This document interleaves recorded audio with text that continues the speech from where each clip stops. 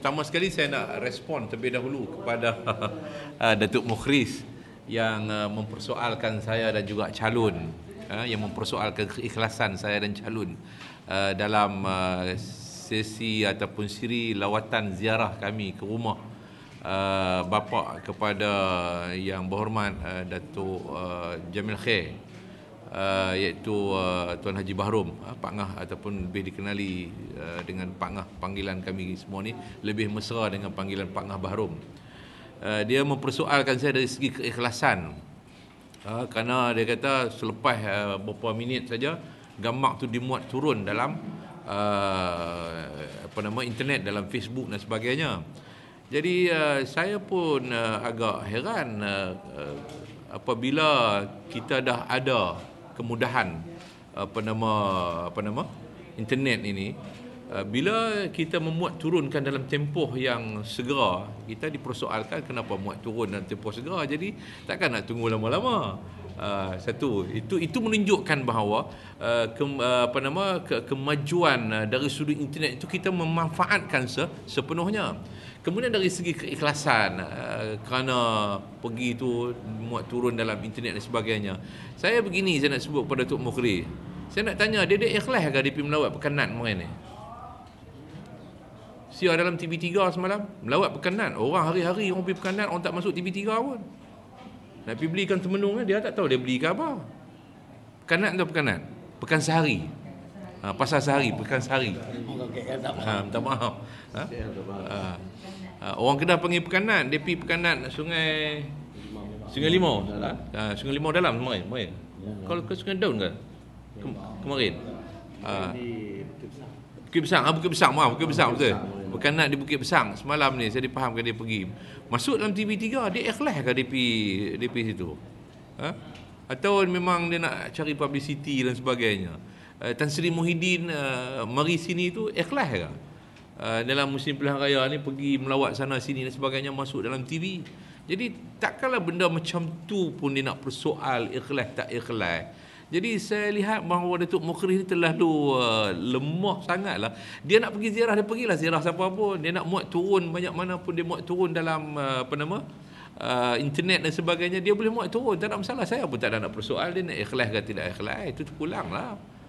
Yang pentingnya kita nak sebut kepada kawan-kawan semua, Tuan Haji Bahrom, Pak Ngah Bahrom itu ialah ahli PAS sampai sekarang. Dia tak pernah miss bayang yuran keahlian, yuran tahunannya. Dia sebut kepada saya bulan 5 baru ni dia bayar yuran keahlian PAS. Jadi itu maknanya kita pergi ziarah itu atas dia sebagai seorang aktivis, sebagai seorang veteran parti yang banyak menyumbangkan kepada parti, yang bila dalam keadaan dia uzur kita pergi ziarah dia. Takkan itu yang salah. Jadi ini saya katakan bahawa menunjukkan bahawa sebenarnya pemimpin UMNO lah yang buat sesuatu itu kerana ada tujuan di sebalik apa yang mereka lakukan, bukan tujuan untuk nak pergi ziarah dan sebagainya, tapi tujuan untuk nak publicity. Pergi Pekanat pun masuk TV3 apa?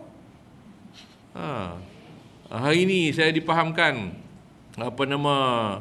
Tan Sri Muhyiddin akan mari di Bukit Besang, di Madar Bukit Besang kan. Kalau tak ada pilihan raya kecil tu, tak ada tu mini RTC. Mini RTC. Tak ada mini RTC kalau tak ada pilihan raya kecil. Siapa pun tak main. Kalau tak ada pilihan raya kecil, tak ada karnival kerja di dalam Dun Sungai Limau ni. Tak ada. Memang bukan mana ada jadual mini RTC di Madar Bukit Besang, tak ada. Jadi seolah-olahnya ikhlas kata ikhlas ni apa buat mini RTC ni. Jadi saya harap Datuk Mukhri itu lebih matanglah berpolitik. Janganlah nak mempersoalkan ikhlas tak ikhlas saya dan juga calon dan juga rakan-rakan, termasuk Datuk Amiruddin pergi ziarah orang. Saya tak mempersoalkan dia nak ziarah siapa, dia boleh ziarah lah. Dan saya mengucapkan syukur kalau ada ramai orang kita pakat-pakat pergi ziarah, seluruh masyarakat, khususnya warga mai, orang sakit dan sebagainya di dalam Dun Sungai Limau ataupun di mana-mana, insyaAllah. Jadi saya harap sekali lagi lah Datuk Mukhris tunjukkan sedikit kematangan berpolitik, jangan menunjukkan macam dia takut pula saya pergi ziarah Pak Ngah Bahrom, bapa Datuk Jamil Khair. Seolah macam dia tu takut pula kata Allah habislah. Jadi saya harap sungguh-sungguhlah tunjukkan kematangan berpolitik. Yang keduanya, saya harap juga kepada Datuk Mukhris, iaitu daripada dia duk persoalkan tentang tujuan niat saya dan juga calon pergi ziarah orang itu orang ini, lebih baik dia membuat keputusan segera supaya mengisytiharkan cuti umum pada 4 hari bulan ini untuk negeri Kedah, untuk membolehkan sebahagian daripada pengundi-pengundi, jumlah besar juga pengundi-pengundi yang ada dalam Dun Sungai Limau ini yang berada di seluruh negeri Kedah, yang mana mereka ini merupakan terdiri daripada orang yang bekerja dalam pelbagai sektor, sama ada sektor awam ataupun sektor swasta. Untuk membolehkan mereka ini balik mengundi, maka saya harap bahawa Datuk Mukhris boleh segera membuat keputusan melalui mesyuarat Exco untuk mengisytiharkan cuti umum pada tarikh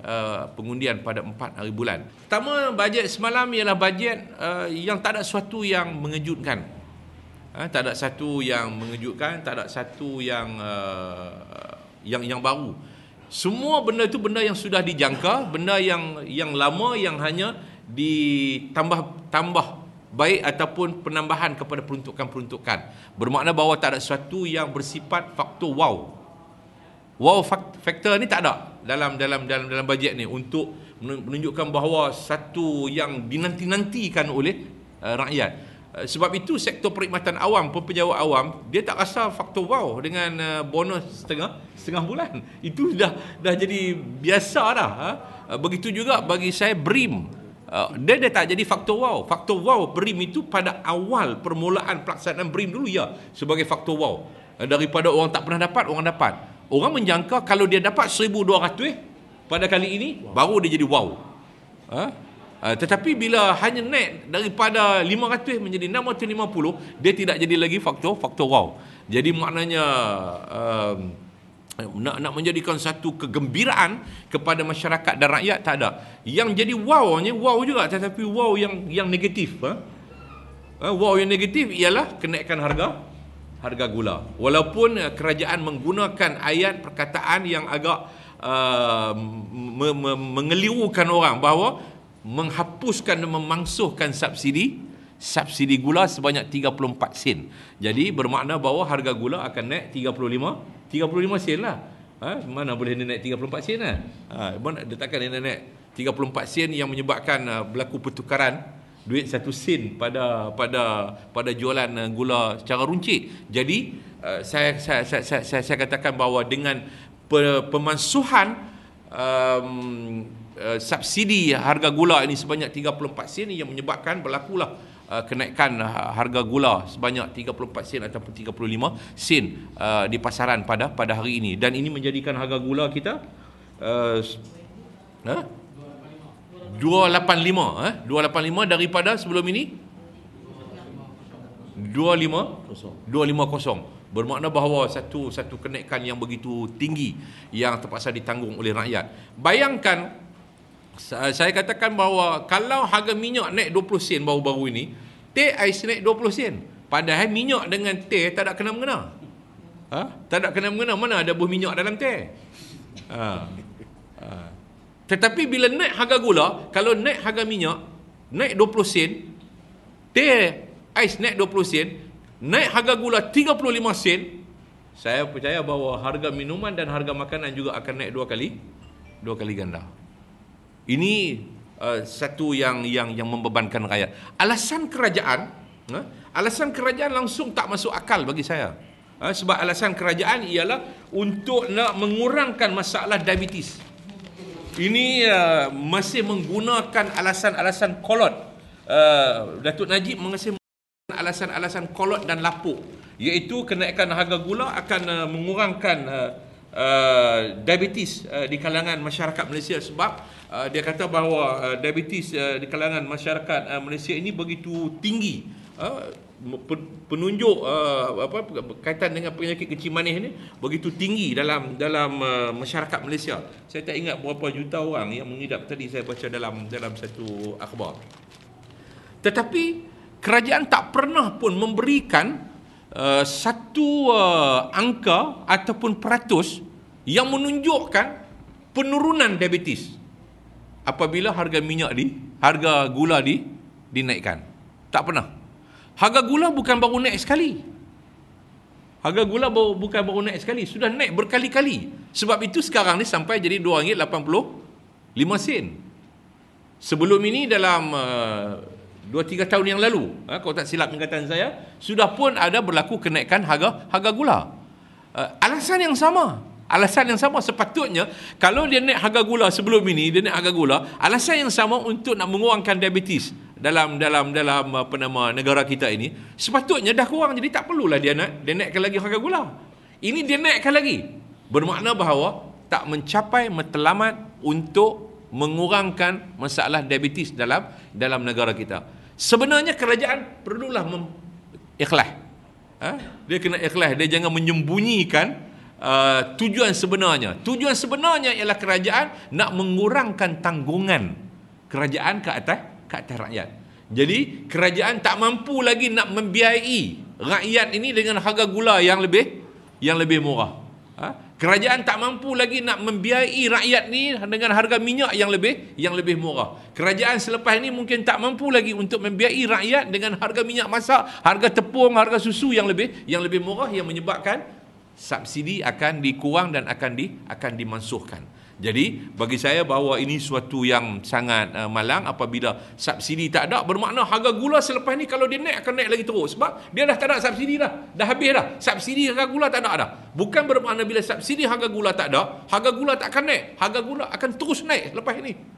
Apabila berlaku kenaikan pasaran, kenaikan harga gula di pasaran antarabangsa, berlaku kenaikan harga minyak, harga kos operasi kualitrik dan sebagainya, maka akan berlakulah kenaikan harga gula dan juga harga barangan yang lain. Jadi ini sudah tentu akan membebankan rakyat dalam negara kita. Jadi saya cukup kecewa selepas ini, walaupun alasan kerajaan, Perdana Menteri semalam dalam pembentangan dia kata dia minta supaya rakyat kurangkanlah makan yang manis.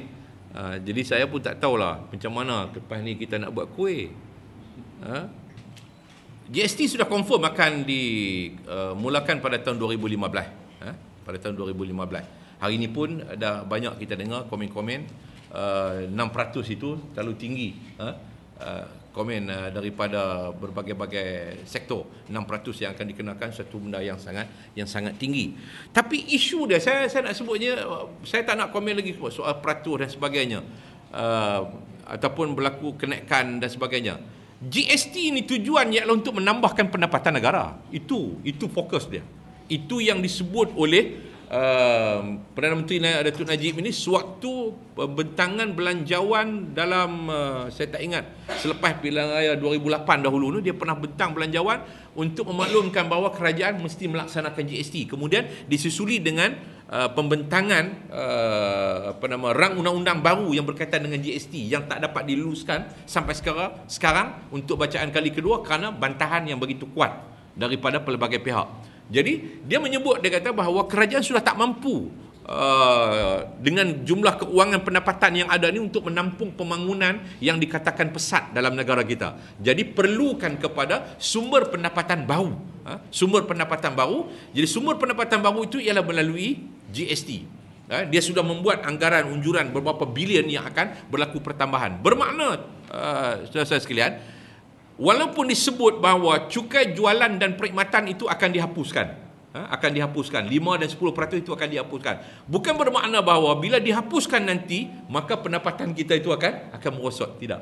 Kalau pendapatan kita merosot, dia tak capailah matlamat untuk dia buat GST, kerana GST itu matlamat ni adalah untuk menambahkan pendapatan negara. Bermakna bahawa pendapatan negara akan bertambah dengan pelaksanaan GST. Jadi isu yang perlu dilihat di sini ialah kerajaan langsung tidak memperlihatkan komitmen yang jelas dalam nak mengatasi masalah ketirisan dan kebocoran kepada perbelanjaan keuangan negara.